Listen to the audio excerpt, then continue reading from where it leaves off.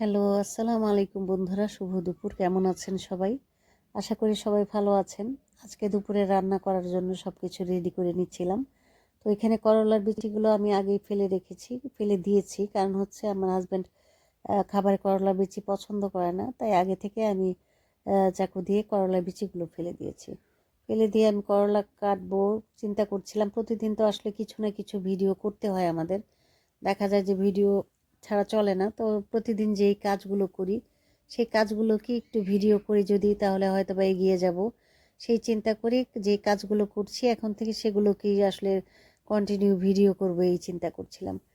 তো আজকে করলাগুলো কাটবো বলে সেগুলো রেডি করে নিয়েছি, সেগুলো আপনাদের সাথে একটু শেয়ার করছি যে কীভাবে মানে কাটে। এটা তো আসলে সবাই যারা করলা কাটে তারা সবাই জানেন যে কিভাবে কাটে, সবজি কাটে। এগুলো তার শিখিয়ে দেওয়ার বিষয় না, জাস্ট হচ্ছে আমি কাজ করছি সেটাই হচ্ছে আপনাদের সাথে শেয়ার করা, তাছাড়া আর কোনো কিছু না। তো এখানে আমি করলা কিছুটা কুচি করে নিয়েছিলাম, কুচি করে নিয়ে চিন্তা করলাম যে না, একটু কিভাবে কুচি করছি সেই ভিডিওটা করলে ভালো হয়। কিন্তু আমি তো স্ট্যান্ডে রেখে ভিডিও করছিলাম না, আসলে হচ্ছে আমি এক হাতে ভিডিও করছিলাম আর এক হাতে দেখাচ্ছিলাম। তারপর চিন্তা করলাম যে আচ্ছা, কারো হাতে দিই, মেয়ের হাতে দিলাম যে একটু ভিডিও করি। তো আমি ভিডিও এইভাবে কেটে নিচ্ছিলাম সব করলাগুলো।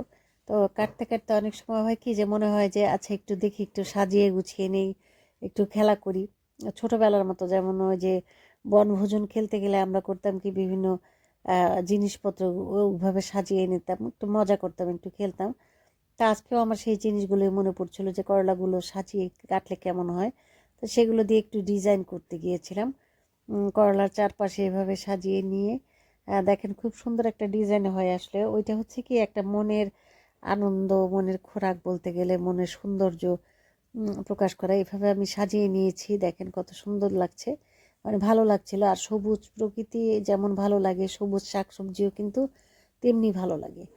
তো এই সবুজ শাকসবজি কাটতে কাটতে এইভাবে ডিজাইন করা, এইভাবে আয়োজন করে কাটা, সুন্দর করে কাটা আপনাদের কেমন লাগলো? তো আমি করলা সম্পূর্ণটা কেটে ফেলেছি, এখন শুধু আমাদের রান্নার পালা। যদিও এটার ভিতরে আলু দেব। তো এই করলাগুলো এইভাবে কুচি কুচি করে কাটতে যদিও সময় লাগে, কিন্তু এটাও কিন্তু একটা সৌন্দর্যের বিষয় যে করলা কীভাবে কাটছে।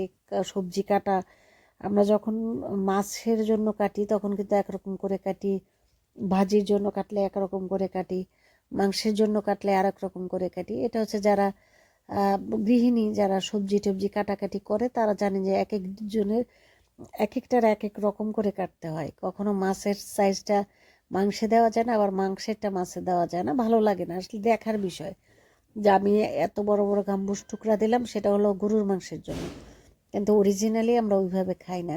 তো এইভাবে আমার সব কিছু রেডি করে ফেলেছি আমি। মানে করলাটা কেটে রেডি করেছি, আসলে করলা ভাজি করব বলে এটাকে রেডি করা। তো এখন এটাকে যেটা হচ্ছে, এটার সাথে আলু দেওয়া হবে, আর পেঁয়াজ, কাঁচামরিচ, রসুন এগুলো তো দিতেই হয়, এটা আপনারা জানেন।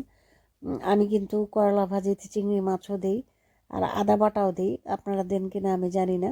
তো আপনারা কেমনভাবে করলা ভাজি করেন একটু জানাবেন, জানলে ভালো লাগবে। তো আমার এই যে আলু অল্প দিয়েছি, কারণ আমার হাজব্যান্ড আলুটা পছন্দ করে না, তাই সামান্য একটু আলু দিয়ে করলা ভাজিটা রেডি করে ফেলেছি। এখন শুধু ভাজার পালা। হয়তো বা ভাজার ভিডিওটা করব না, কারণ অনেক লং হয়ে গেছে এতটুকু ভিডিও করতে করতে।